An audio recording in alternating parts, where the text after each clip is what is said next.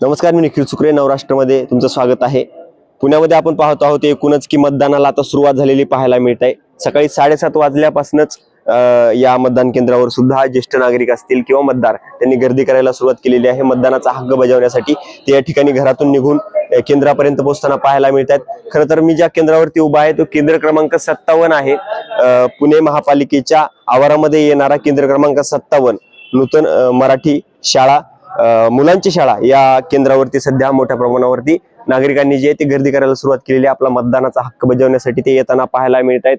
खरं तर पोलिसांकडून सुद्धा या निवडणुकीच्या दृष्टीने मोठ्या उपाययोजना करण्यात आलेल्या आहे, बंदोबस्त लावण्यात आलेला आहे।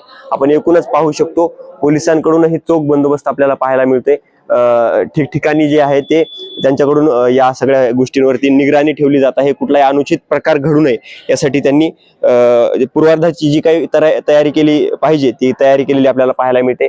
आणि एकूणच गेट पासूनच मतदान केंद्राच्या बूथ पर्यंत जे आहे ते चोख बंदोबस्त आपल्याला पाहायला मिळतोय। स्टेप बाय स्टेप आल्यानंतरनं आपलं मतदान कार्ड तपासून घेणे, त्यानंतरनं ते जी काही पोलिंग चिठ्ठी त्यांच्याकडे आलेली आहे ती तपासून घेणे आणि त्यानंतरनं एकूणच या रांगेच्या माध्यमातून आपल्या बॅलेट पर्यंत पोहोचणं, आपल्या ईव्हीएम पर्यंत पोहोचणं आणि तिथनं मतदान करून परत बाहेर पडणं, अशा प्रकारची ही सुरळीत प्रक्रिया करण्यात आलेली आहे। आणि एकूणच आपण पाहू शकतो की या मतदान केंद्रावरती जे आहे ते नागरिकांनी आता जे आहे ते सकाळी सकाळी यायला सुरुवात केलेली आहे। खरं तर जवळपास 8 ते 9 वर्षानंतर हे मतदान प्रक्रिया पार पडत असल्यामुळं पुणेकरांमध्ये सुद्धा मोठा उत्साह जे आहे ते पाहायला मिळतो आहे।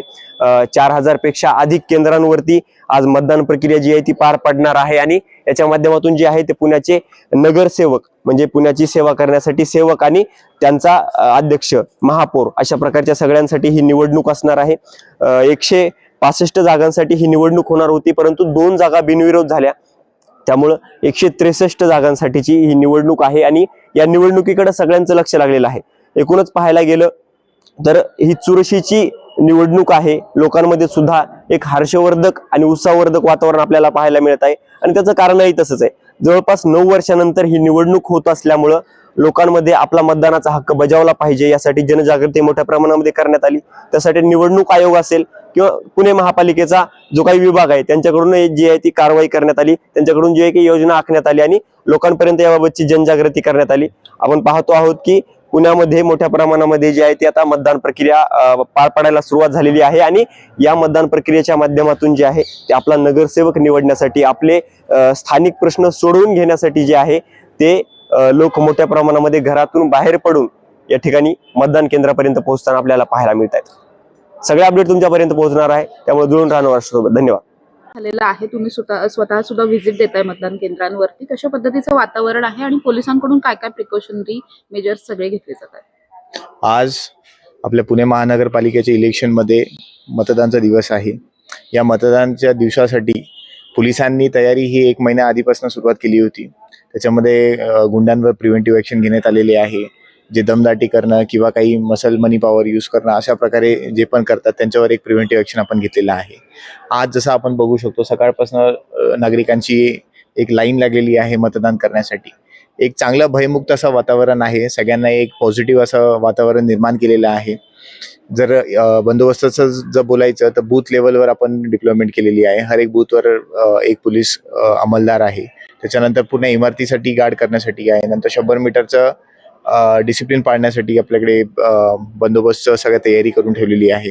वरतूनच सेक्टर लेवल, झोनल लेवल, नंतर मग ACPच्या लेवलवर, DCPच्या लेवलवर ही सगळी पेट्रोलिंग केलेली आहे। आपण बाहेरून पण अधिकाऱ्यांची रिक्वेजिशन करून त्यांना डिप्लॉयमेंट केलेलं आहे बंदोबस्तमध्ये। तिथे RO लेवलवर आपण डिप्लॉयमेंट केलेलं आहे, त्यांच्या एक पेट्रोलिंग आहे। त्याच्यानंतर पुणे मनपाचं जे त्यांनी बनवलेले झोन्स आहे त्या झोनल पेट्रोलिंग त्यांना आपण मनुष्यबळ पुरवण्यात आलेलं आहे।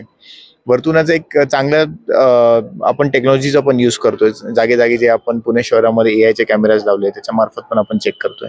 वरतून जे आमचे MSV व्हॅन्स आहे, ड्रोन्स फिरवले जात आहेत की कुठे असं तर नाही होते की मध्याच्या काळी कोणाला येऊन प्रलोभन देऊन काही मतदानाचा प्रयत्न होईल, असं पण नाही व्हायला पाहिजे, म्हणून आम्ही सगळ्या टेक्नॉलॉजीचा पण यूज करत आहे। ओव्हरऑल सांगायला गेलं तर बंदोबस्त एकदम चोख लागलेला आहे।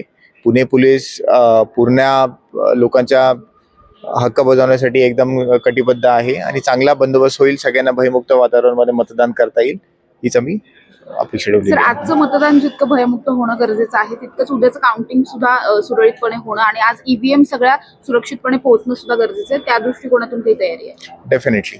जसं आपण लोकशाहीमध्ये बघतो, लोकशाहीमध्ये ईव्हीएम सेंटरपर्यंत पोहोचणे, त्याच्यानंतर मग त्याच्यामध्ये मतदान होणे आणि तेवढंच ते सेफली स्ट्रॉंग रूममध्ये जाणे, याची सगळ्यांची सिक्युरिटी चांगल्या प्रकारे केलेली आहे.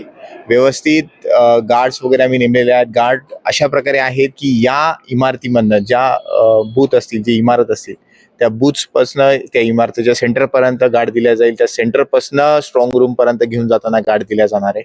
तो शस्त्रधारी गार्ड असणार आहे.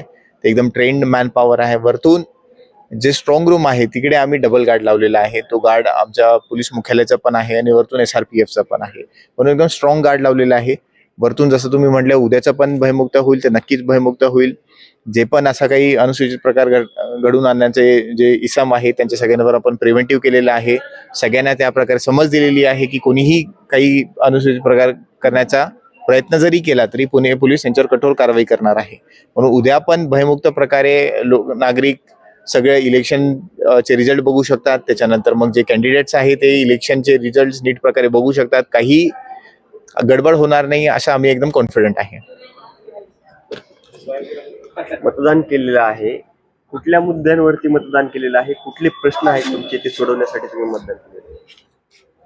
तर आता आमचे काय प्रश्न असणार आहेत? आमचा मतदानाचा हक्क एवढाच बजावला तर काय हक्क आता आमचा जाणार? काय अपेक्षा आहे तुम्हाला, ज्यांना तुम्ही मतदान केलेलं आहे त्यांनी निवडून आल्यानंतर काय करावं, काय केलं सांग पाहिजे? प्रभागामधले कामं आणि स्वच्छता वगैरे इतर कामं त्यांनी आमची त्यांच्याकडनं अपेक्षा आहे करणं गरजेचं आहे. काय प्रश्न, अजून काय प्रश्न आहेत तुमचे?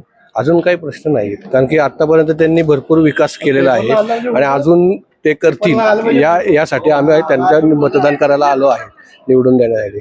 माझं नाव मकरंद रानडे, मी राहायला सदाशिव पेठेत आहे आणि मी विकासाच्या मुद्द्यावरती मतदान केलेलं आहे आणि माझ्या ज्या गरजा आहेत त्या पूर्ण होत आहेत.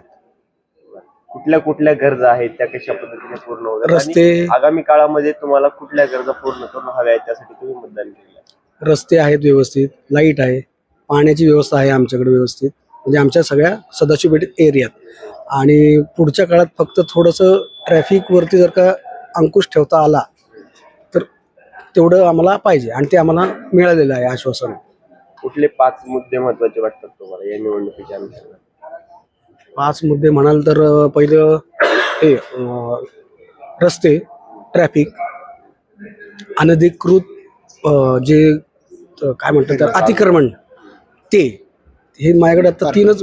पार्किंग आहे आणि पार्किंगचं जरा समस्या बिकट आहे. प्रदूषण नाही आहे, कमी आहे.